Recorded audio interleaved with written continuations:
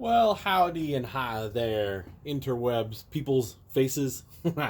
We're back here at Midnight Run Creations Garage working on Gumby. So got a lot back and done on it. I know it looks like a mess under here, but actually the under the engine bay is pretty much finished up. I think the battery needs to get flipped around on its orientation, or did I do that already? I don't know. See, there's so much stuff, but so yeah. So wiring is all ran like it's supposed to be.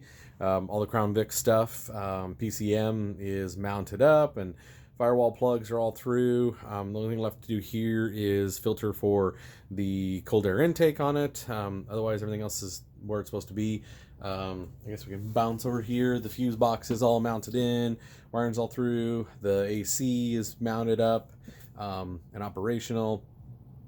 Everything's bolted through like it's supposed to be. Steering is all hooked up.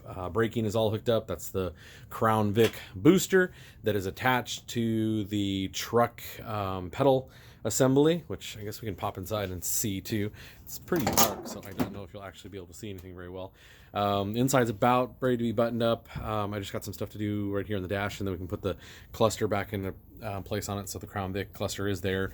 The surround, the bezel and stuff for the truck will go back into place. Like I said, we've got the truck brake pedal hooked up to everything else, which is awesome to do. It is the drive-by-wire, so had to make a bracket system standoff to kind of get the right placement and angle for the pedal assembly, because it's not as universally mountable as the LS ones are. But the column, I've gone a long way with the column. I've got a new way now to mount it. So as you can see, this is a 77. So that last one that I did for myself that I sold was the 73. And I had to cut all this surrounding area that you see. I had to notch that out really bad and have the column actually tweaking on this part here, but don't have to have that anymore now because we've changed how the column goes in. So that's really nice. Plus it gives the right angle and gives you plenty of butt seat space for the bench seat, which is really nice. Everything is there, cruise control, all that stuff will work. OBD2, there's the AC, that'll mount right in the factory AC spot. So all very cool, very sweet. And that's all we're doing for interior on this one. And then it's going back to the people that own it at the shop, and they're going to do interior and all kinds of other fun stuff with it. So that's what we got for the inside. Exterior wise, so there's our rear custom cab mount. And here is the front the front support for the bed. And then I come up with midway ones right here. And then also just after the gas tank to help support that, because obviously, as you can see from way over there, that whole centerpiece is cut out because this sticks up, if you don't already know that. But yeah, so it does. It sticks up into it, which a lot of people don't like. But anyway, whatever. Now's not the time for that. So we got that front support.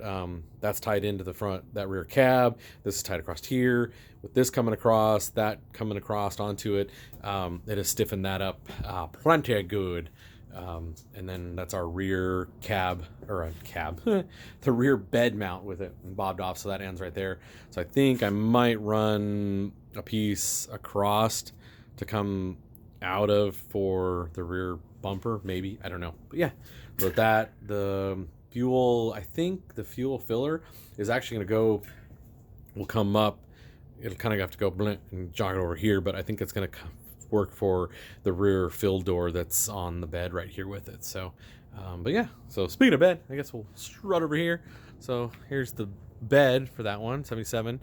On this year, to make a short bed, all you got to do is cut the front half, the tail section, unlike that year over there where you got to cut there and there. Again, if you've seen the videos or know anything about this, you already know that. But here it's just the 16 up front because the back side of a short bed is the same. So yeah, we can go through, and of course this will get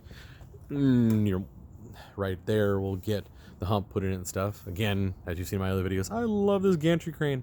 So yeah, we'll do that. On the floor, there's no seam across the bed because we cut it across there. So.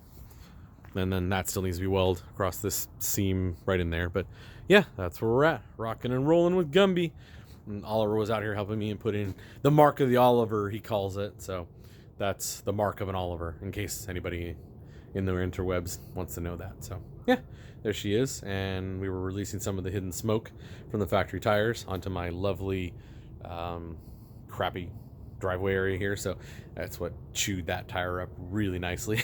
But it was fun. So yeah, we're getting to be ready to be kind of getting stuff together so I can take it around the block. I might put the bed on, get it fastened down, and then run around in it, or I might not. I don't know yet.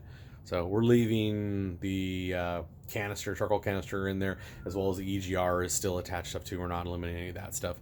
The customer has the ability to do that, so they're going to do that on their own. So I'm not doing it. Yeah, rocking and rolling.